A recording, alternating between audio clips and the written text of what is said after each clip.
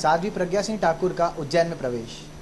NIA से Malegaon blast में clean chit मिलने के बाद साध्वी प्रज्ञा सिंह ठाकुर शाम 5 बजे उज्जैन पहुंची। रुद्रसागर स्थित विश्व हिंदू परिषद के शिविर में गई और बच्चों के हाथ से मिठाई खाकर अपना अनशन समाप्त किया। साध्वी की सुरक्षा के लिए कड़े इंतजाम किए गए हैं। वरिष्ठ अधिकारियों सहित पुलिसकर्मियों को सुरक्षा की जिम्मेदारी सौंपी गई है। आपको बता दें कि साध्वी प्रज्ञा ने मुख्यमंत्री शिवराज सिंह चौहान को पत्र लिखकर कहा था कि उन्हें 21 मई तक उज्जैन में आयोजित हो रहे सिंहस्थ महापर्व में शामिल होने की अनुमति दी जाए, नहीं तो वे जल समाधि ले लेंगी। साध्वी प्रज्ञा एवं अन्य के खिलाफ मालेगांव ब्लास्ट कांड में प्रकरण दर्ज किया गया था। इस वजह से उन्हें कई साल तक जेल में रहना पड़ा। साध्वी प्रज्ञा को इस मामले में क्लीन चिट दी जा चुकी है। उन्हें आज अस्पताल के गेट पर लाया गया तो यहाँ हिंदूवादी संगठनों के कार्यकर्ता बड़ी संख्या में मौजूद थे, जो उनके जिंदाबाद के नारे लगा रहे थे। यहाँ अद्भुत, अवधूत और निराले संतों का आगमन हुआ है, जिनके दर्शन मात्र से लोग धन्य हो रहे हैं। इन सबके बीच संतों के वेश में कुछ ऐसे भी संत आए हैं जो समाज को नई दिशा दिखाने के बजाय गर्त में धकेल रहे हैं। उजड़खेड़ा क्षेत्र में कथावाचक संत का एक पांडाल लगा है, जिसमें श्रद्धालुओं के अंदर पहुंचते ही उन्हें पान मसाला खिलाया जा रहा है।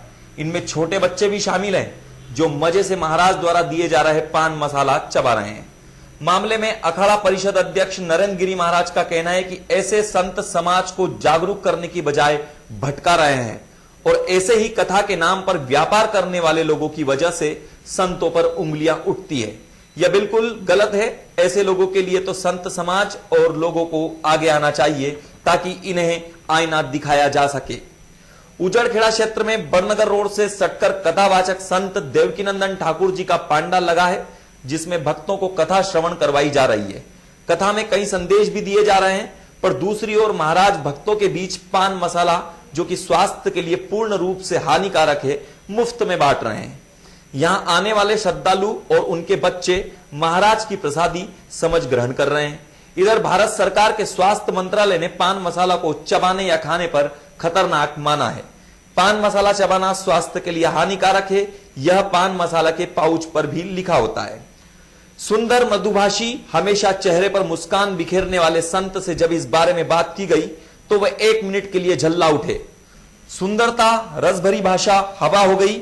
महाराज ने रौद्र रूप दिखाया और कहा, यह तो जजमान का धंधा है और उसने हमें फाइनेंस किया है, तो क्या फाइनेंस कर आपके पांडाल में कोई भी कुछ भी बेच सकता है? इस पर संत का कहना था, हम क्या गलत कर रहे हैं? संत के पांडाल में प्रवेश करते ही सबसे पहले उसे पान मसाले के पाउच दिए जाते हैं। मना करने पर उससे आग्रह किया जाता है और कहा जाता है कि आप नहीं खाते हैं तो अपने किसी परिचित को खिलाइए, बहुत अच्छा है, आपने कभी नहीं खाया होगा। सिंहस्थ में शामिल होने के लिए बड़ी संख्या में साधु संत आए हुए हैं।